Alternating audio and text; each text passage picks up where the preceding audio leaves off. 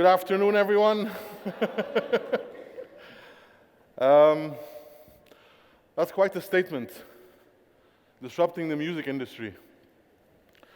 But then again, if you're not going to go big, go home. You have to dream big. I've always believed that entrepreneurs were very much like big wave surfers. It's not for everyone. We're a crazy bunch. And you're going to get tossed and turned plenty of times. But then again, you've got to commit. You've got to jump in with both feet and not look back. No risk, no glory. And hey, prepare for a monster ride, because God knows I had one. My name is Adham Maghraby. I'm an Egyptian entrepreneur. I'm founder and CEO of itagit Technologies, a company dedicated to disrupting digital media consumption. I'm an alumni of AUC. And I've got 2 decades of mobile experience under my belt, big belt. I was a core startup team member with Mobinil back in 1998, when mobile just started. And I was also a core team member with Arachna in 2004, which was very interesting, building a mobile network in a war-torn country. During my journey in building itagit Technologies, I was lucky enough to be granted 3 mobile technology patents between the US PTO and the European Patent Office. So let's just jump in with music. There's only a handful of ways that people can discover music.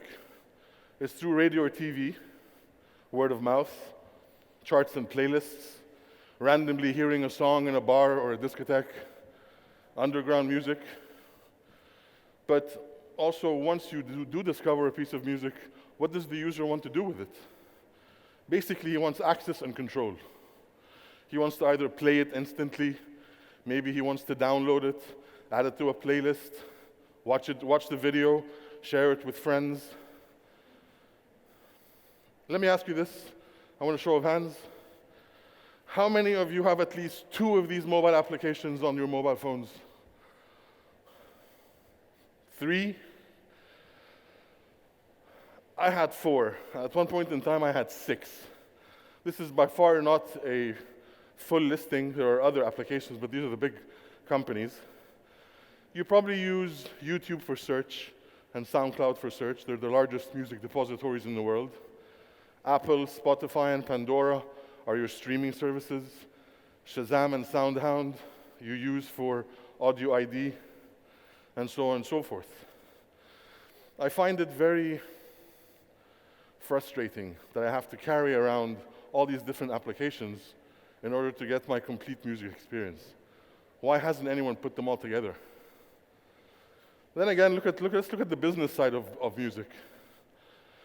Spotify, everyone knows Spotify. 100 million users. They've never turned a profit in their life. Pandora, 175 million users. Sorry, 250 million users. Never turned a profit in their life. SoundCloud, the same. Shazam, never made money. Apple and YouTube are special cases. Apple Music, to the company of Apple, is not even a tertiary business. It's a drop in the bucket. Yet they are still the largest contributors of digital revenues to the music industry. YouTube, they've got 1 billion users. Music is a second thought to them. So what you see here is that the music industry is fragmented. It's underserved. It's not giving the user everything he wants in a well-integrated, seamless user experience in a way where the business model is sustainable, it makes sense, and not lose money.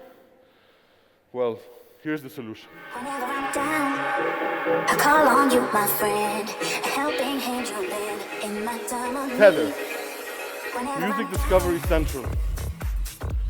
Now, Tether is an application that brings together all the different music discovery tools that you would need in a seamless and straightforward, very easy user interface. This is the core of Tether, the audio-video player. If you notice, any music that's played on this player, you're actually watching the video, but you also have the ever-present artwork and metadata. But if you want to just add it to a playlist, you've got your little plus button up there that simply adds it to a playlist. You want to share it, You got the little share button up there. You want to buy it. Your iTunes button's up there. All your tools are right there on the same screen. Now the beauty of this is, with the search function, you're actually searching YouTube, SoundCloud, and iTunes simultaneously for results. So whatever it is, song that you're searching for, I don't care what language it is, which remix it is, underground, overground, big time label, small label, you will find it instantly. And you have complete control once you do. We also added what we call charts. Here, we've aggregated all the different charts from all over the world: iTunes, YouTube, Billboard, and Beatport. And within each of those subcategories of charts, a tremendous amount of music for you to discover. We're actually helping to organize the music of the world. Media. Now here's where the innovation comes, and it's very hard to disrupt without innovation. Radio, which by the way is still alive and kicking, whoever tells you radio is dead is not true. Based on Nielsen research, 200 million people tune in on a daily basis in the States for local radio stations. And it's still one of the largest sources to discover music.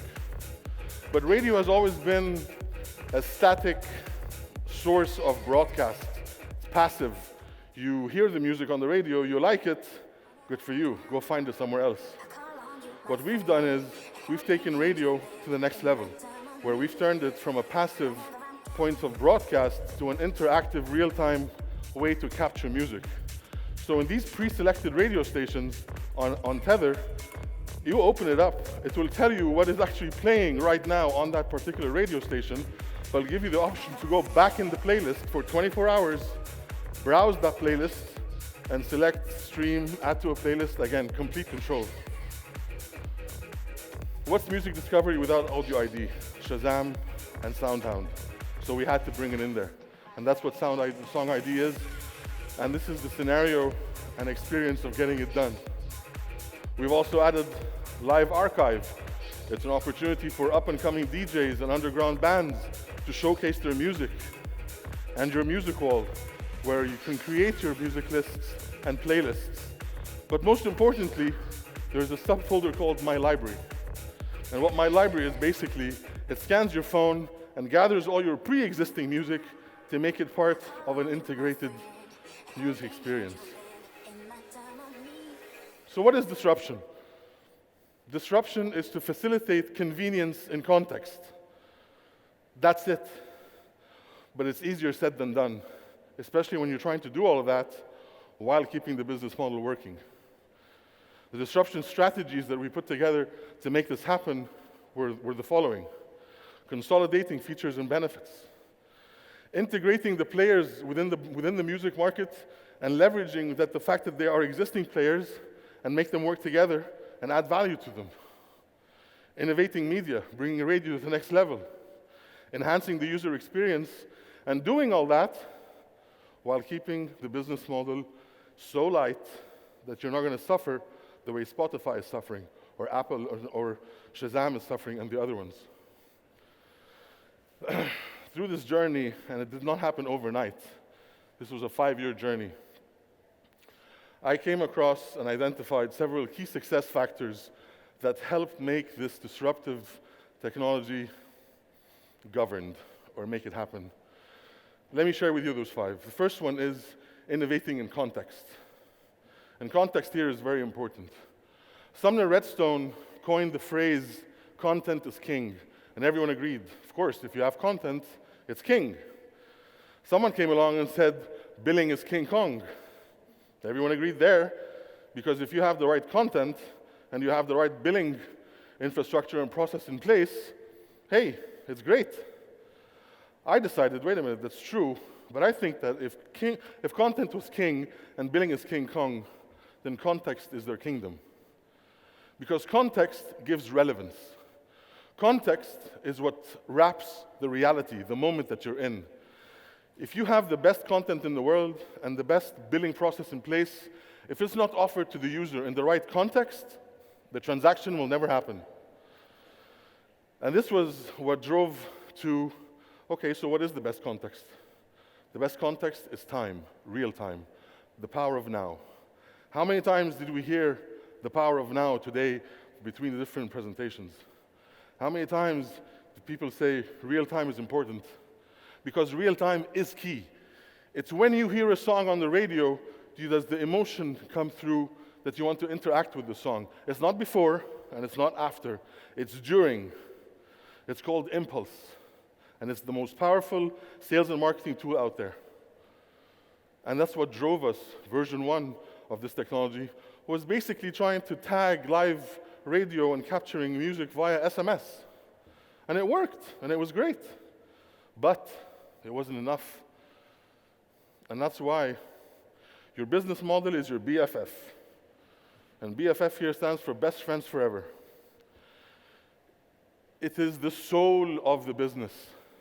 And after we did version 1 of the technology and saw that the technology did work, fantastic, we were building some traction in the market, hey, great. But then again, as a unique selling proposition, it wasn't strong enough. Our run rate was incredibly high because of the cost of content. The operation wasn't scalable because there was too much dependency on human factor. And the critical mass needed for breaking even was ridiculous. So, go back to the business model. You have to be able to visualize the business model. It's the soul of your business. Because every decision you make, deciding on your value proposition side, every tweak you make on the value proposition side is going to reflect on your cost side. It's going to reflect on who your partners are. It's going to reflect on what you decide to be outsourced and what's going to be staying in-house. It's that balance. You have to keep going back and forth until you make it happen. And it's not easy. And I learned the hard way. Plan with contingency.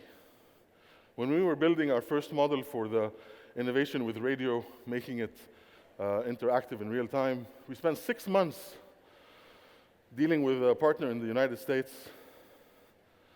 Man, this is bringing back memories. Signing NDAs, integrating technically, writing the contracts, going back and forth. 6 months, and we're about to launch.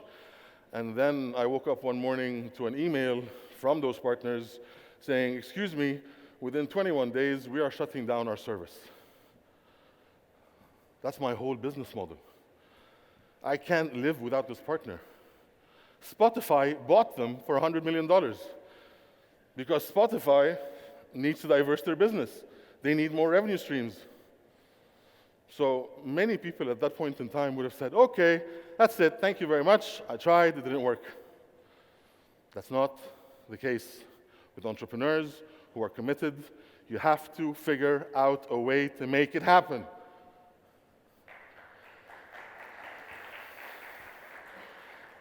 Every problem that comes your way is actually an opportunity.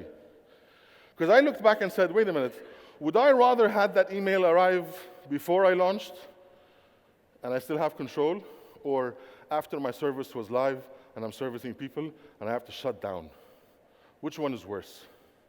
So actually, alhamdulillah, that Spotify bought this company. But I had to switch gears, I had to pivot, change my business model again, figure out the next partner in place. So again, contingency, put that in mind. Resilient and persistent. The number of times I've had people come to me and say, you're crazy, what are you doing? It's never going to work. Quit doing this and go back to your career. You left a career that's making X amount of money. What about your family? The number of times. But then again, be resilient, be persistent. You want to talk about challenging times?